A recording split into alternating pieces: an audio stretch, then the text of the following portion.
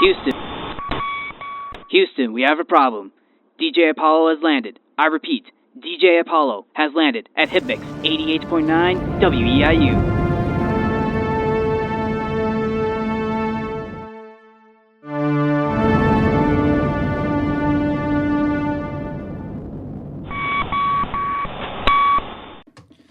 Welcome to the Tales of Music and Film podcast. I am DJ Apollo, and I'm just going to say this right now. I am very excited today because I have my two best buddies here at Eastern with me here today to go over one of our favorite movies of all time. So this is like a podcast special going on. So my friends, they are Aiden Grady and Preston Van Swall. These guys are like the coolest dudes I've ever met in my life. I love talking about films with these two, and we bond over films all the time.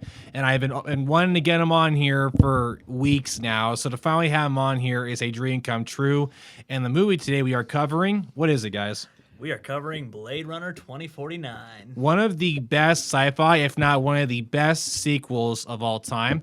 Of course, Blade Runner 2049 came out 5 years ago, funny enough, in 2017. Unfortunately, I did not get a chance to see it in the theater because I didn't get into Blade Runner until 2 years later in 2019 when I saw snippets of this movie on TV when I was on vacation, funny enough, and I was just kind of like, wow, that looks really good. So I went back and watched the first movie, and then I watched this one. I think they're some of the best like cyberpunk sci-fi films we've ever gotten. What do you think? I would agree with you. 100%. It's definitely it's such a good movie, great atmosphere, and really embodies what I feel the cyberpunk genre is all about. I totally agree with that 100%. Like, this movie has left quite the impact, and actually, if you like the new Cyberpunk video game, I'm pretty sure that whole thing, they had to have taken like huge inspirations from like I wouldn't exactly say that. Like, there is definitely an element. Like, I'm a big player, as you know, of that Cyberpunk game. But the real difference between that world and this one is just in Blade Runner 2049, it truly feels like the world has ended outside of like LA and outside of the major cities. Yeah.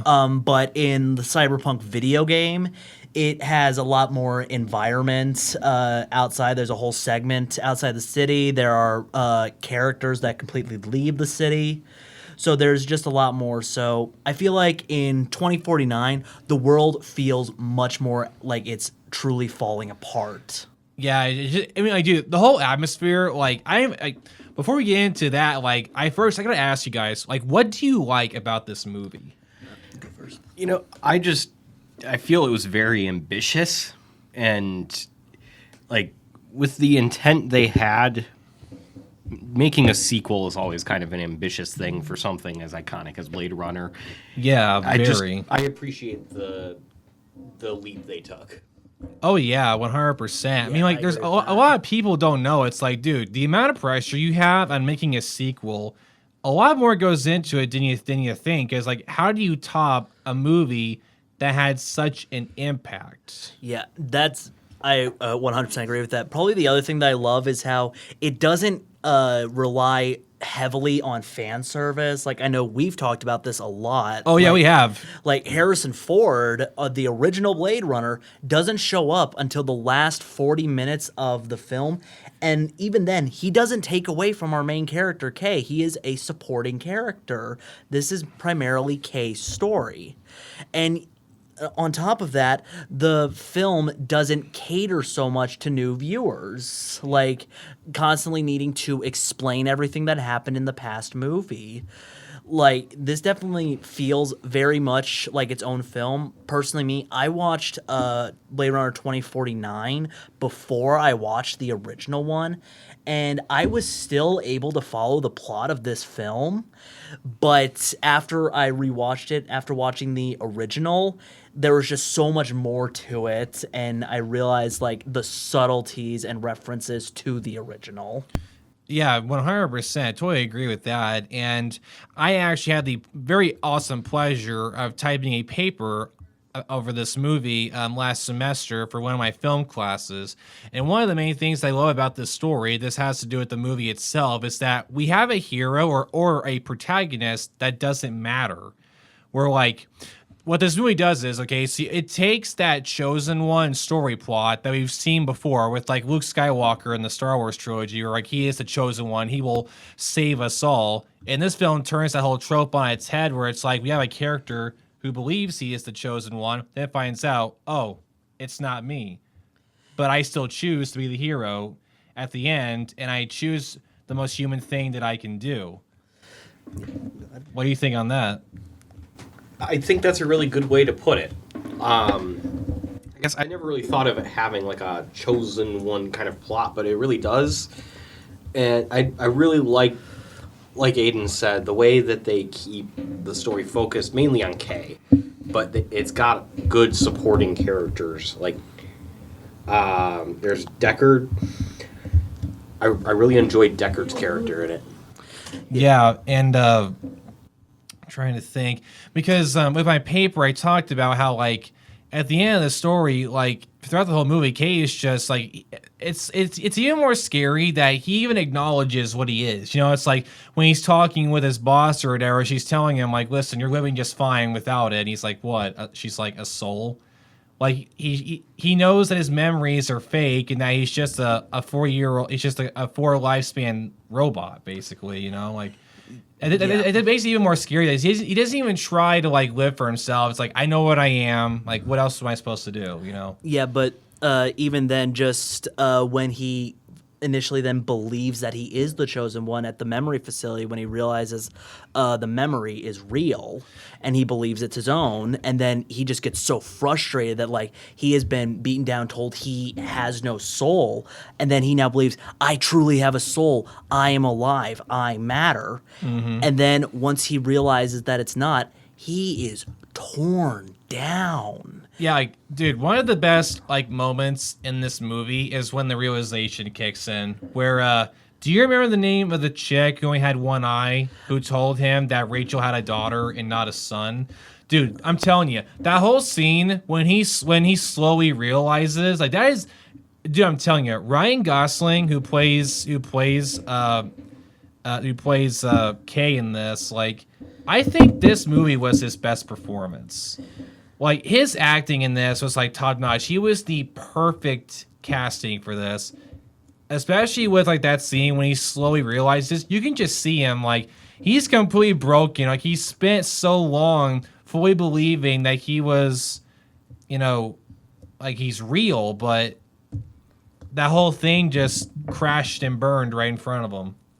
And to answer your question, the name of the lady who revealed that he had a daughter is Freza. Oh, that's right, because she actually shows up earlier on in the movie. Kay is looking over pictures from the crime scene that he visited at the beginning of the movie, and she sends a couple of her girls over to get information from him. Yep. Like, I want to trek back a little bit to the fact that Kay is not exactly the main character. He's not special. Like, not only is that a really good thing for films, but it's something that's kind of a really good placement in the cyberpunk world.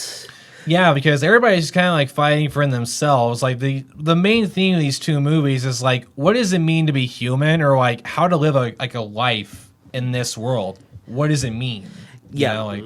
Yeah, like, but what I was saying is just like with like how he's not special and whatnot. It's just like in these types of worlds where it's mega corporations that are truly what rule the world, and it's supposed to be one person who can rise against it, would be traditional media. Like, take Star Wars and all those other hero's journey tales. Like, it's the one chosen soldier leads the world to a new age. But not just in this movie, but in most cyberpunk stories, it pushes back against this. Like, the machines of society can't be disrupted by just one person. It takes a movement. And that's what the other revenants are that want to find where the child is, because she is the proof that they are alive. She is the Kickstarter to prove that revenants are alive. Well, and have you guys played the game Detroit Become Human? Yeah, I did. I actually platinumed that game. I noticed a lot of similarities with that game and this movie. Yeah, for that sure. game. It's not like as much cyberpunk as like Blade Runner and a lot of other stories, but it's still heavy in themes of the cyberpunk genre. Yeah, but it's so crazy, Preston, that you bring this up because I'm not kidding you. Were you wasn't it like last week, Aiden? You and I had like this hour-long conversation talking about how like 2 hours, like 2 hours, just talking about how like Detroit Become Human. It didn't really pull through, if you will, or go through 100% with the idea of those robots being human. Yeah. Because with Blade Runner, it makes sense. Like it's proven they can have kids, which means they're alive. But like in the Detroit game, they're just walking, robots that have to be charged. They're just imitations. They're not the real deal. Probably the biggest thing that I know we talked about it then was the story of Kara, who throughout the whole game, you are led to believe that she is taking care of this young girl who she saved from her abusive father. Mm-hmm. And it's meant to push that the maternal instinct can be universal, not just in organics, but in AI that is truly free. Like, maternal instincts is meant to be a sign of life, and this is a robot that has maternal instincts. But this gets turned on its head in the worst way possible when it's revealed that the girl she's been protecting is also an android. So in just that one scene, it basically kind of destroys. Like it kind everything. of it invalidates the story. Like Yeah. it just like she won't get really the chance to like know what it is to be a mother, like having her child growing up and whatnot. Yeah. Which would be very interesting but since she's an android, she will stay as she is. Yeah. I think that's a really good point you make there, and that's kind of a good segue into a question I just had. Why do you guys think the movie didn't do too well when it came out? Oh my gosh, dude, that's a good question. Because literally, there was a video I watched on YouTube called. It was basically titled like a sci-fi masterpiece fails, and I honestly could not answer you. I didn't watch it, but I need to watch it. I think I could kind of answer this question. So it's basically because it's not a very mainstream movie or whatnot. Like, so yes, it came out from a big studio. It was released with A-list stars and A-list director and whatnot, but the story wasn't A-list because like it wasn't like a real like. When there are black and white stories are very easy to make, but then stories that are told in more shades of gray are more grounded in realism and whatnot. Like it'll be set in the modern day or close to near past or near future. But this is a very story that makes you think. You have to truly pay attention. It's not something you can just turn your brain off and watch. And nowadays, a lot of people who go to the movie theaters, they just want the experience. They don't want to like really watch the movie. Like with the rise of Marvel, international IPs. So I think it's just because it's not as marketable or as easy as a story as a lot of other movies. Yeah, it's so funny you bring that up because I think I single-handedly witnessed this firsthand. So I'm going to take you back. So last year, when Dune Part 1 was in theaters, I took some friends of mine to go check it out. Their names were Brady and Layla. Great. And I did not tell them, I forgot to tell them how long the movie was. Oh, God. And the entire time we were watching Dune, I'm not kidding you, halfway through, Brady and her wanted to leave. They hated the Dune movie. I'll never forget when the credits started rolling. Brady was just like, this movie is terrible. And I'm just sitting there. We just witnessed like a visual masterpiece. Yeah, like I haven't seen the new Dune all the way through yet. But from what I've seen, it is a really well-crafted film and a very good thing. But I can definitely understand why like casual viewers wouldn't enjoy this because it is a sequel to a past movie, and it's not as easy of a plot to like turn your brain off and watch. You got to actually think. You got to pay attention. Yeah, and I feel like, I hate to say it, I feel like a lot of viewers today have kind of forgotten to do that due to the fact just we're getting less and less of films that make you think.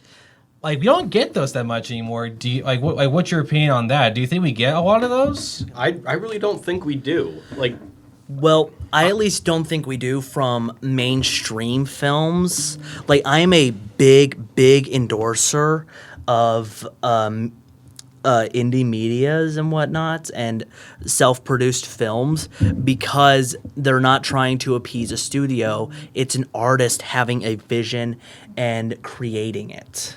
Right. Yeah, I totally get that. Like, they have a vision and they're going to go through with it. And I would make the argument that I think this movie is better than the original. Like, what do you think, guys? Do you think it tops the original? I really never like saying that sequels top the originals. If I had to rank them, I would probably put the original first. Really? But okay. With that being said, my reasoning for that is just because I don't think that the sequel would be what it is without the original. Oh, of course. Yeah, yeah. Well, I put them on par. Okay. So they're about like even, if you will. Yeah. One, like they're like on the same boat. Okay. Like, I also agree that they're very even because they're also very different types of movies. Like, I know I've told you this many times. Oh, yeah, yeah. But the first Blade Runner, while it did still, like, kind of have that theme of what it means to be human, especially with that, and how long life matters with those Tears in the Rain monologue at the end. But the biggest thing for the first Blade Runner film for me was that it was the first time a real cyberpunk world had been put to the screen. Up until this point, it had mainly been just restricted to graphic novels and books. But the first Blade Runner film was its first time put onto a screen, whether it be big or small screen, and also in a serious tone, not a comedic tone, with like Star Trek or other shows that are more cheesy and whatnot. Like, yes, I might get bad that I say this about Star Trek, but Star Trek is the cheesiest show you're ever going to see. Oh, yeah, it definitely is. Like, up until, I think it's been cheesy all the way up until the J.J. Abrams films. I feel like those are the only ones we have where it's like, serious, I'm not gonna say I'm not gonna say it's the only because a lot of the movies were really good and serious, but I was never just a big fan. It was basically just for me. It's the style of film and TV at the time of their release. It's a different type of film. It's why I don't judge them too harshly. Oh, yeah, absolutely. And I also bring up the argument, I think this movie had one of the best endings of all time. And it's really sad, though, but, like, every time I watch it, I'm just like, that is the perfect ending. Like, what I liked about this one, instead of you have tears in the rain, it's blood in the snow. Like, literally, like, the main dude, Kay, so the last 40 minutes, he decides to become the hero and do what's right. He's going to save Deckard. Everybody's, the Resistance is telling him to kill him because he might give away the location of his daughter. He won't, but they think he might. So they tell him that he has to go kill him, but he decides to save him and take him back to his daughter. And during the process of saving him, he got damaged really bad. He got shot. Stabbed, not shot. He was shot and stabbed. Anyway, the movie literally ends with him laying down on the steps of the building, just looking out into the sky as snow is falling around him. Then he just dies on the very steps. But he died a human, doing the most human thing he could do, which is what he was told, dying for a cause. And every time I watch the ending, when the updated Tears in the Rain is playing, like, dude, it just hits me. It's so beautiful. I feel like those, like, 5 minutes of screen time is a movie all on its own, to me. Like, what are your thoughts on that? Ooh, that It's a rough one, right? yeah. Yeah, it really is. If you need a minute to think, I got this. Okay. Okay, so yeah, I agree with you, Andy, but I think one thing you're missing to add is what Kay's last words to Deckard are like, saying that the best memories are hers. He's basically kind of saying like, while he knows those memories aren't his, he still feels the emotion that comes with it. So it wasn't just that he wanted to do the right thing and save Deckard instead of killing him, but it was like he wanted to save a person he believed to be his father because it may not have been real, but it's what he felt. And it's back onto he died a human because he's not just fighting for a cause, but he's fighting for what he feels. Yeah, I totally agree with that 100%. And dude, it's like when you're watching that final scene, it's just like you wish you could hug him because, like, you know, Harrison asks him, like, are you okay? And the other thing that really hits me is like when Harrison's character, Deckard, says to him, like, why did you do all this for me? Like, who am I to you? And then Kay just gives him this smile and he says, go see your daughter. Like, I think that smile just said, I think that answers the question. You know, Yeah, like, it's one of the best instances of show don't tell. Like that's one of the other problems I think that I have a problem with most mainstream movies. It's a lot of telling and not enough showing. Like it's kind of like they don't trust the actors to convey emotion and to say something without speaking a word. so you're saying, like, too many movies today explain too much. Yeah, like- we're not toddlers. Give us the information. Let us figure it out for ourselves. Like the biggest problem with that is that modern films are trying to reach the widest audience known to man. Sure. And to do that, they have to make sure everything is simple or everything that is complex is heavily explained. When films like this, which is back to why I believe this film didn't do as well as it could have, was because it basically treats its audience with respect, basically saying, figure this out, read between the lines, read your interpretations. Yeah, like it gives you all the evidence you need to piece it together, and it doesn't hold your hand in it. You got to figure it out for yourself, and I like that a lot because I don't like it when a film like spoon feeds you everything. Like, oh, don't worry, we'll explain the whole thing for you or something. Like, oh, I've been able to put it together. Oh, that's what's happening, you know, or something. Like when the realization kicks in, I feel like that makes the movie experience like way better. Like, when you figure it out for yourself. yeah, how do you feel on that, Preston? So, it is a very satisfying ending, in my opinion. It's heartwarming in the sense that he finally gets to feel human for the first time. Like, Yeah. He, like you said, he dies for a cause. If he was going to die, that's the way to do it. That's the way to do it. They Yeah. wrapped it up really well. Yeah, very well. It's just like, dude, the amount of things that he went through leading up to that point is just like, I think the saddest scene for me is when Joe gets killed, his AI girlfriend. It's just like, dude, there's just something about it. The last thing she says, I love you, then the evil chick steps on her device. Yeah, love. Even though she was just an AI, it's just, it really hits you in the feels. Like she was literally the only real connection he ever felt, and now she's gone. Well, you know? I also want to even go, like, I just want to add this with Joy, but back to, like, when he realizes that he's not the chosen one and whatnot, it's also not just the realization that he's not special, but he gave up and he lost the one real connection that he had for a cause that wasn't truly his. Yeah. And then you go into the scene where the big hollow joy that the company used us to advertise for it. And she's kind of saying had a rough day and calls him a good Joe. I feel that, like, it also even hammers home that, like, even that relationship wasn't true because, like, you have earlier in the film when Joy calls him Joe for the first time. Like, you make it think that's special. Oh, she's giving him a name. But then this scene reveals it's just a name that she's programmed with. That's why it feels so much more emotional when he goes to save Deckard, because it is a genuine emotion that he feels. And while it may be one-sided, it is a true emotion. It is a true feeling. Yeah, totally. Now, Before we continue, I gotta ask you guys, what is your favorite scene in this movie? I'm very curious. Do you want to go first, Preston? Yeah. Deckard, at the very, very last scene, when Deckard sees his daughter for the first time. Dude, that whole scene literally could be used of a show don't tell. It's just like she's like, "Who are you?" And then he's just sitting there smiling, puts his hand on the glass, and just cuts the credits. Yeah. Why is that so satisfying to me? I honestly cannot explain to you. Honestly, I think I can, because it's the classic thing of just like we discuss in some other film classes and whatnot. Less is more. Like, it's back to like the not explaining everything, because it's just like it's how you make it feel. Like, he's just so caught up in the emotion. This is his first time seeing his daughter.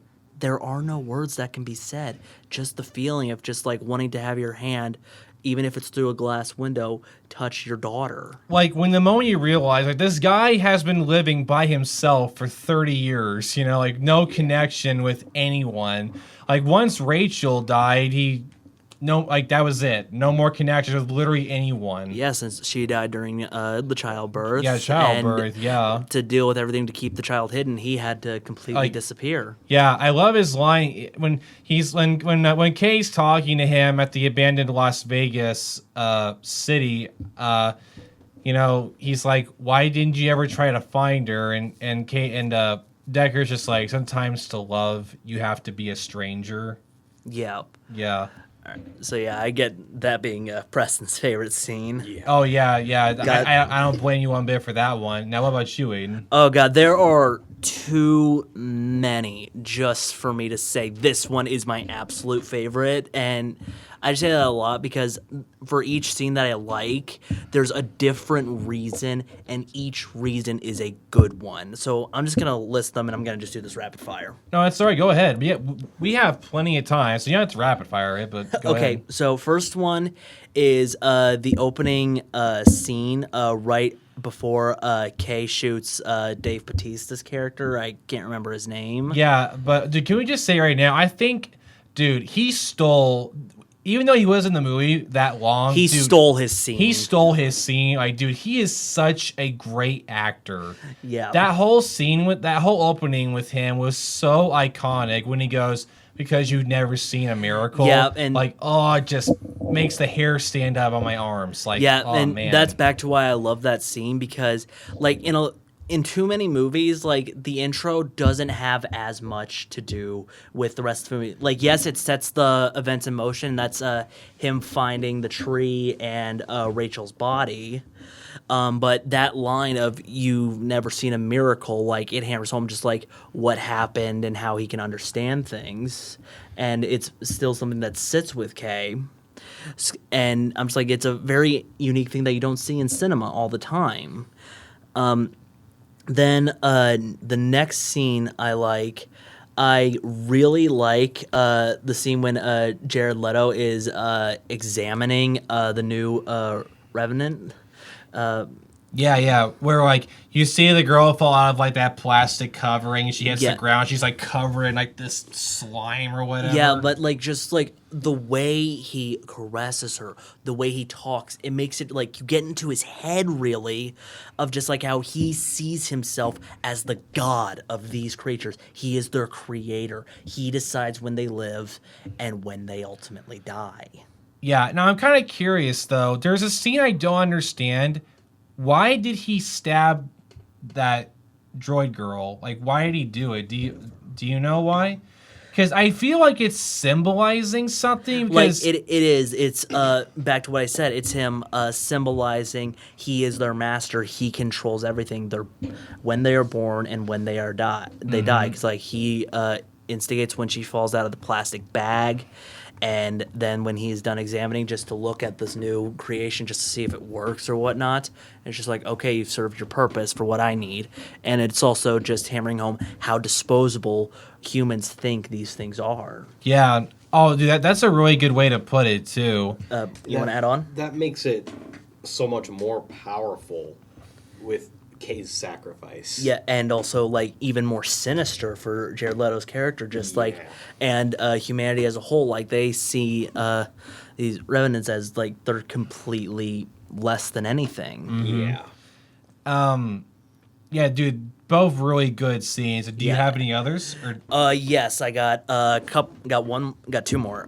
Next one is the fight scene between Deckard and Kay in the casino, because I'm just like, it's shot and the audio is so well, like with the song. I believe the song was by Elvis. I can't remember which song it was. They were fighting in like this dance room where they were showing like digital holograms of like famous musicians from history, and there was a song by Elvis playing. I think it might have been "Suspicious Minds," possibly. Yeah, I think so. I'd have to go back and look, but it's so interesting and it's so unique. Like how it's not just like it's like a 2-minute brawl scene, like or multi-minute brawl scene, like from John Wick, but like the fighting is so far and in between, and like Kay is not trying to fight, so he's trying to hide, and it's just like it's a cat and mouse as Deckard is walking around trying to find him. The audio is just goes loud and then goes quiet, loud, quiet, and it just it keeps the viewer on the edge of their seats, like what's about to happen.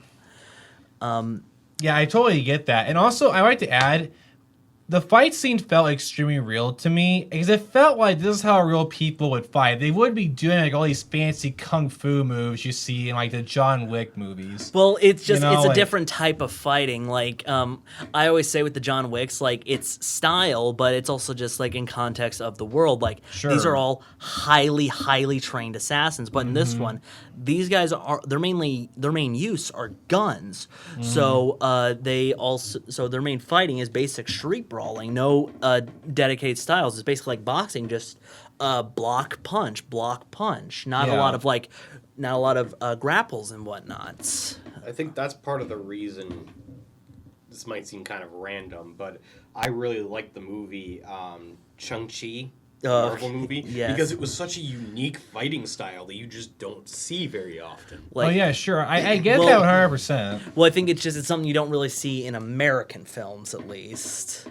Like I say I'm an indie, but I also go into international films, like in films from the Philippines, Japan, Korea. Like they use much more eccentric fighting styles and whatnot, while like in most other Western countries, it's more traditional and like being conserved in your movements. Yeah, totally. That's a really good way to put that. Like that's well, really I study martial arts as well. I really love it. You know me. I am a very violent individual. I know weapons. I know fighting. Yeah, keep in mind I'm bunking with this guy. Oh, don't worry. I don't keep the blade anywhere I can reach it.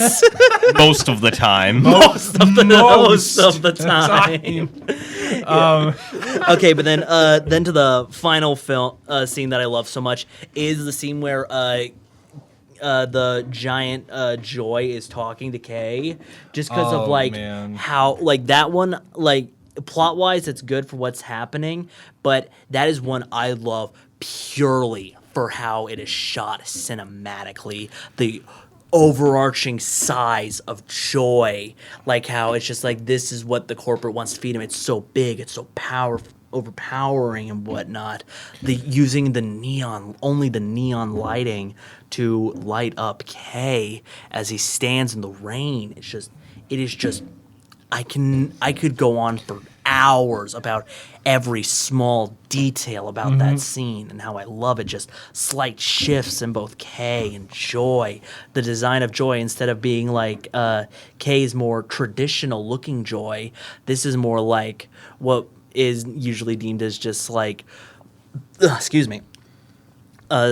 socially like fashionably progressive and whatnot, like the blue hair, the bangs, being nude, and just blank eyes.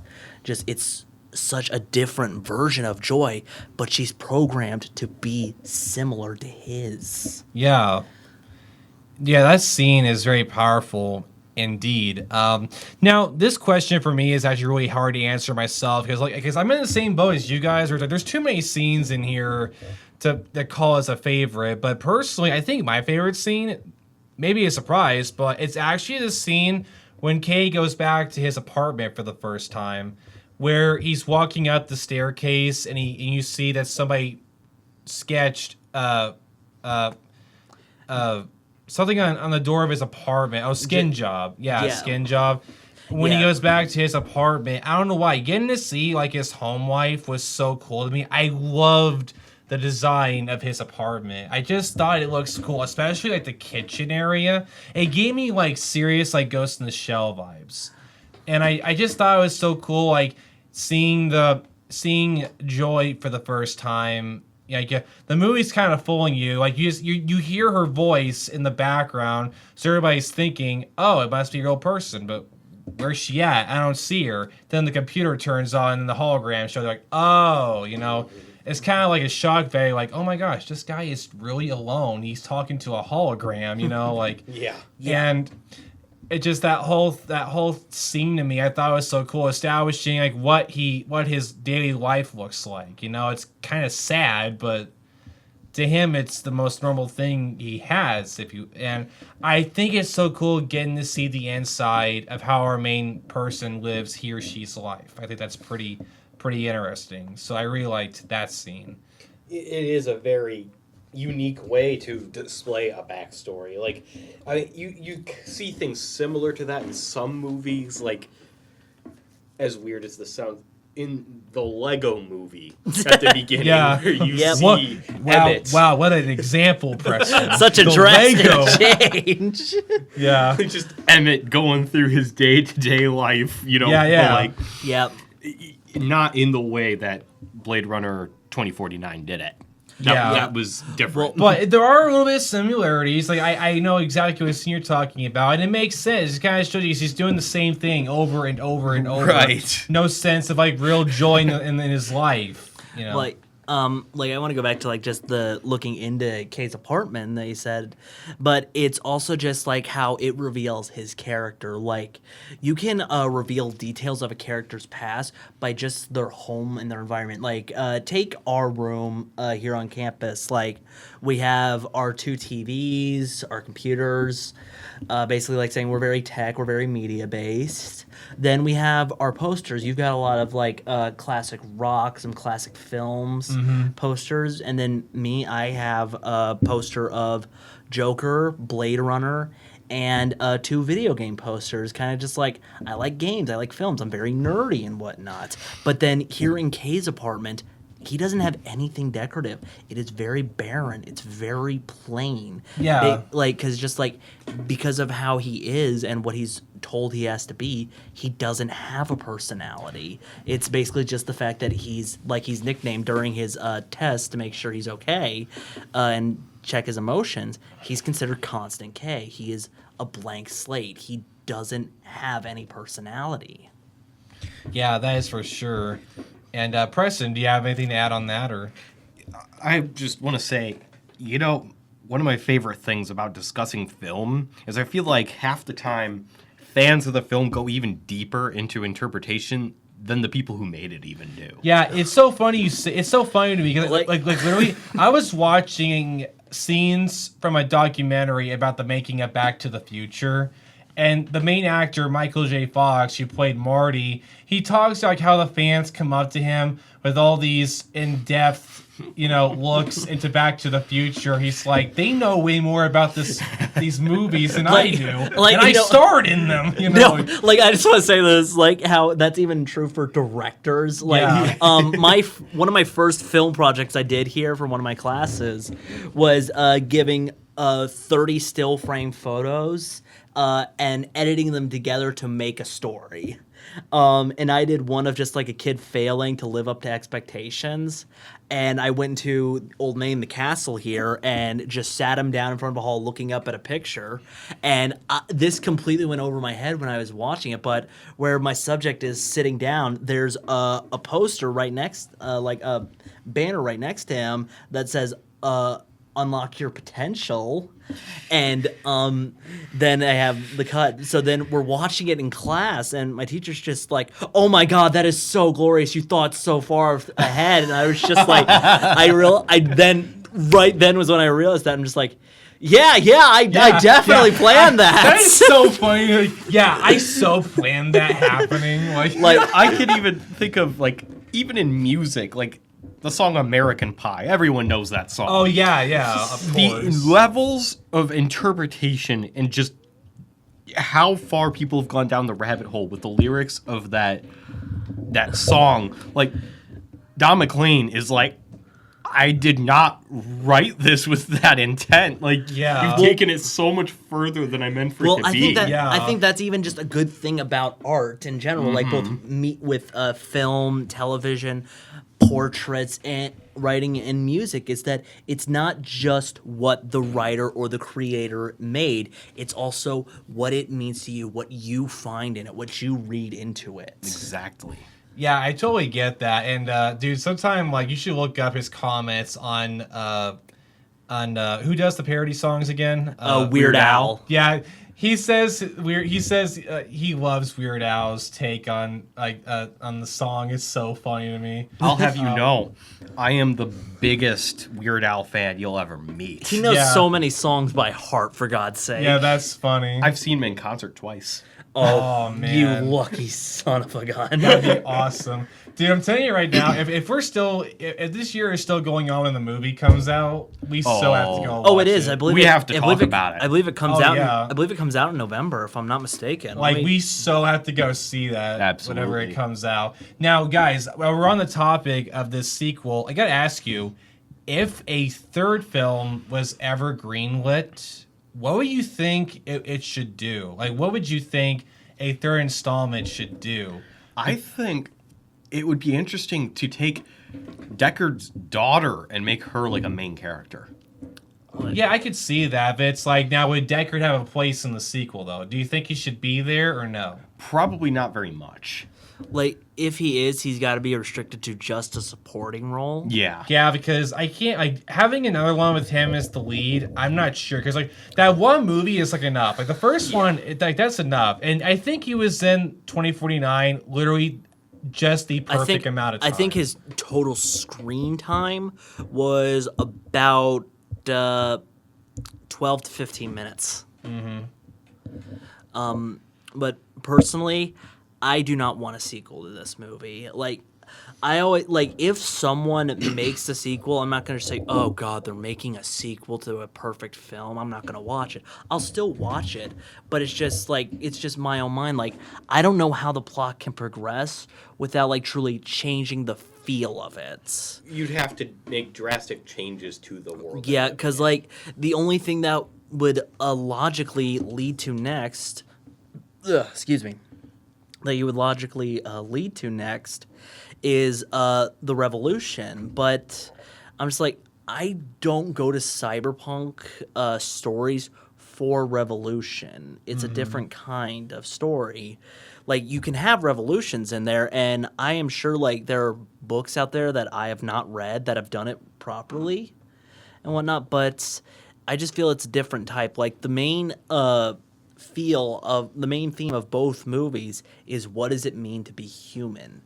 And personally, I don't know how you can depict a war movie while truly doing just what it means to be human. Because going back to Detroit Become Human, they try to do it with, instead of civil rights movement, of what it means to be human.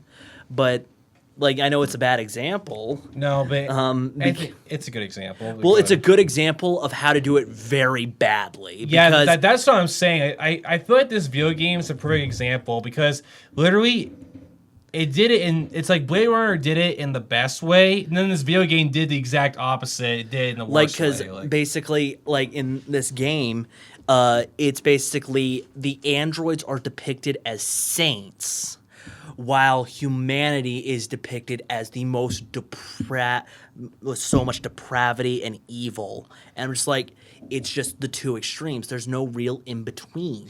The Yeah. only in betweens are in like, and even then with methods are in between. Like, when you choose how like the revolution will play out, you basically just choose the extremes: pacifism or violence. I think a really good example, probably the closest thing you could describe in a video game as far as the morality that we've seen, Fallout 4 synths. The whole concept of them, where, like, in that game, you have the railroad. They're saving these synths from the Institute and wiping their memories and then giving them a chance at a second life. Some of them go and they lead good lives, and some of them are bad. And I just think that And goes to show Then you that even they have have some humanity. the Brotherhood of Steel that are trying to wipe them all out, and it Yeah. turns out Paladin Vance is a synth himself. And he has no idea because he had his memory wiped. Yeah, like that is a good example, but that's game is a whole other can of worms with story and whatnot that I don't Absolutely. think we really have time for. So that's why I just very briefly went Yeah, over but it. that's a really good example, though, like 100%. And Aiden brings up a really good point, but like with Detroit Become Human, it's like there wasn't like an even ground with that story because like the game shows you like one or two bad encounters the robots have, and then they just go rogue. Like, you can't just be like, okay, these two people are bad. That means the entire human race is just as bad. Like, no, you can't just show me two people and just say the whole population is like that. You know what I mean? Like, considering the only genuine human that we see that is good is Hank and the woman who helps Kara and her crew try to get to Canada. Yeah, the black lady and her son. I can't remember her name. Those are the only But good even humans. even then, just think, she's such a forgettable character, we don't even remember her name. But then you have Hank, who is awesome. Who's awesome. It's the Mr. Krabs' voice actor, by the way. Oh, yes. But that's so just funny. funny. But the thing that I like about that compared to... Like, I'm just going to go off on a tangent. I'll just go off on that. Like, he can actually sound like something other than Mr. Krabs. Like, I remember... like the actor who plays Patrick Starr, he was in a teen slasher film called Jennifer's Body, and he says one of the funniest lines ever, but it's meant to be like a serious threat. But when you hear it, because it sounds just like Patrick, you can't take it seriously. And sounds like Patrick. it sounds perfectly like Patrick Starr, and I'm just like, it hurts to watch, but it's so funny. Like, I've literally watched, like, someone, like, took a scene from SpongeBob and they replaced the audio With that line. with that line. Like, they matched the mouth movements. Well, that's not terribly hard. They just were So- it just took a bit of time, like reclipping the videos around. Oh my gosh, that is the funniest thing ever. Insane. And It's no one would great. know the wiser if they didn't know any better. Well, if they didn't know what film it was from, they would just think, "Did Patrick actually say this?" Yeah, Exactly. it's so funny. Oh man. Yeah. But I think we're nearing. So I think for closing remarks, I feel like this movie could be the prime example of like a fan project. Like the whole time I'm watching this, it literally feels like a group of fans who really enjoyed the original were given the chance to make a sequel. You know what I mean? This whole thing just feels. It literally feels like a fan project. Oh yeah, like once I was scrolling around online and I found a interview of Ryan Gosling, and he said like he was always such a fan of the original, and just like how he was honored that he got to be a part of the continuation and learning what happens next. Yeah, like literally, I think everybody who was involved in this gave like their A game. Like, there's not one negative thing about this movie. Just I feel like everybody knew the stakes of how much the original meant to all of us.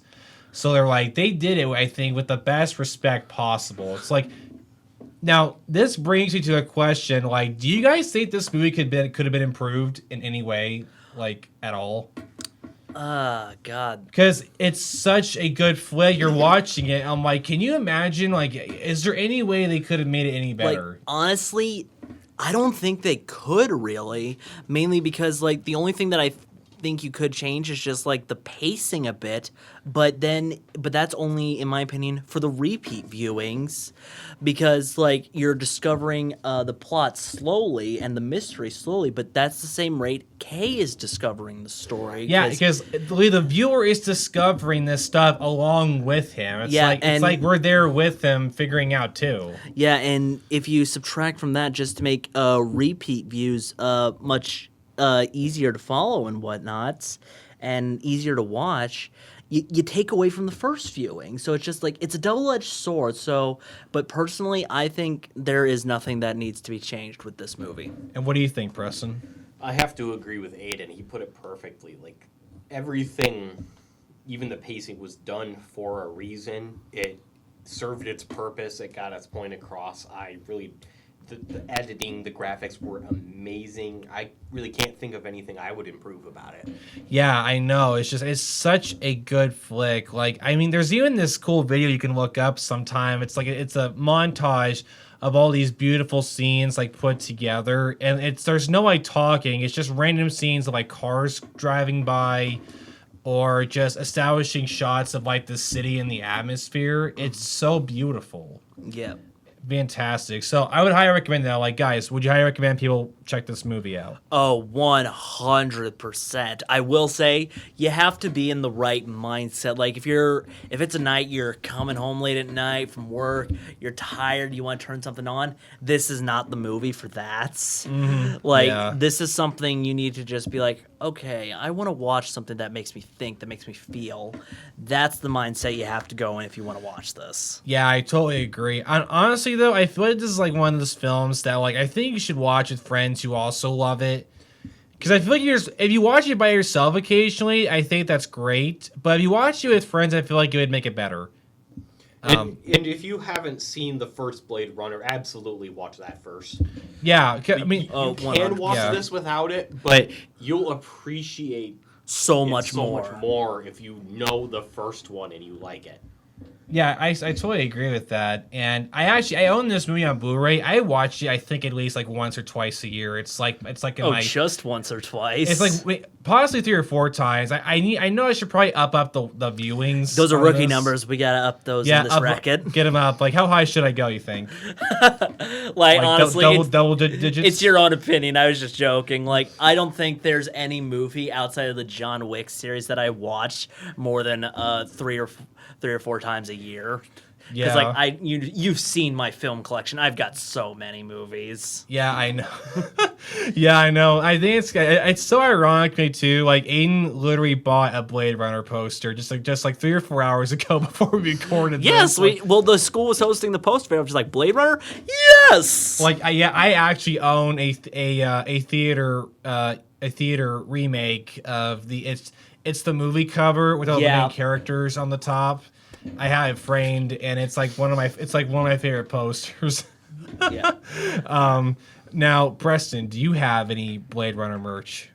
I unfortunately do not. We got to fix that. Yeah, we got to fix that. I'm going to Amazon right now, and I'm ordering you a poster. No, I am getting you some Blade Runner underpants. Like literally, as we speak, they're getting on their phones. Yeah, like here, Amazon, cheapest, decent. No, here's the thing: you don't get cheap and decent. Yeah. You get cheap and okay, and decent and moderately priced, and amazing and god awfully expensive. Yeah, and one more thing I'd like to say though, guys, like I feel like also with these movies, like one last talking point, I think these films had the best like costumes and props that I've ever seen in any films. Well, I won't say in any film because I'm just like it's. Like comparing apples and oranges from different films, but I think for a cyberpunk genre film, like I think the easiest one to compare to that's live action would be Alita Battle Angel. Mm-hmm. And while that one was also a really good movie, I think we should talk about it sometime after we watch it. Oh yeah, I actually haven't seen it yet. I need to watch it. Yeah, that one's going to be on our list. But